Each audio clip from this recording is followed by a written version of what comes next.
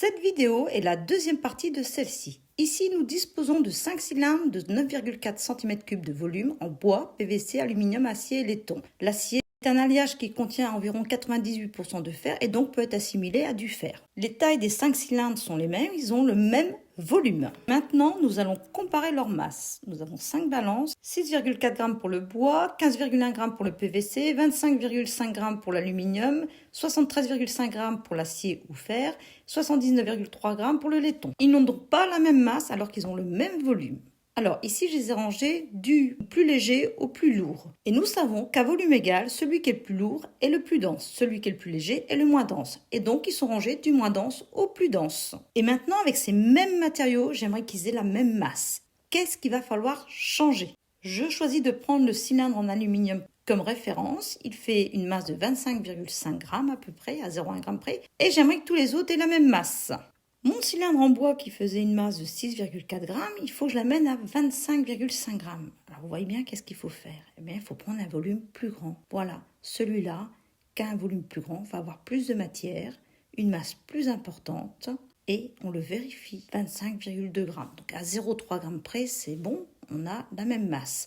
Et par contre, mon cylindre en acier, lui, qui a une masse plus importante, 73,5 g, 0,9 là, il va falloir prendre un volume, lui, par contre, plus petit pour arriver à peu près à 25,5.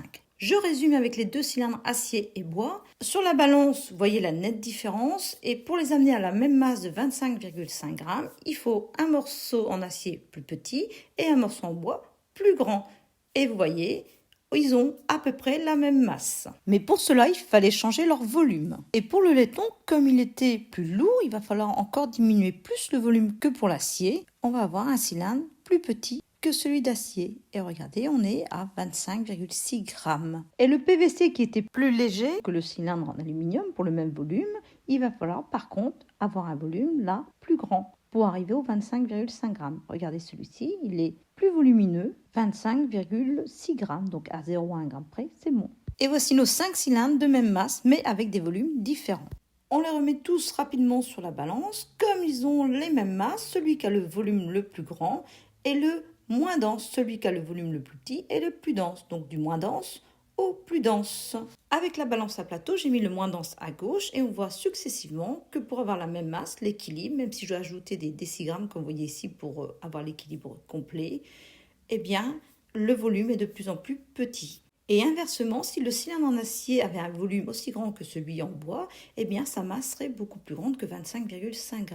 Il y a proportionnalité entre la masse et le volume. Ça, je l'ai expliqué dans la première partie de l'autre vidéo. Et si on réfléchit avec le cylindre en aluminium, qui a une certaine taille, un certain volume, le cylindre en acier qui est plus dense, il faut un plus petit volume, alors que le cylindre en PVC, qui est moins dense, il va falloir un plus grand volume pour qu'il y ait égalité des deux masses. Des calculs autour de la masse volumique sur ce genre de situation seront faits dans une autre vidéo destinée plutôt à des quatrièmes. Vous venez de voir défiler des vidéos autour des notions masse, volume ou masse volumique. Elles sont peut-être pas encore toutes sorties, mais il y en a déjà de sorties. Il suffit d'aller dans la playlist masse, volume, masse volumique. J'ai mis 2 autres playlists parmi les nombreux thèmes qui sont abordés sur cette chaîne de Labo Science.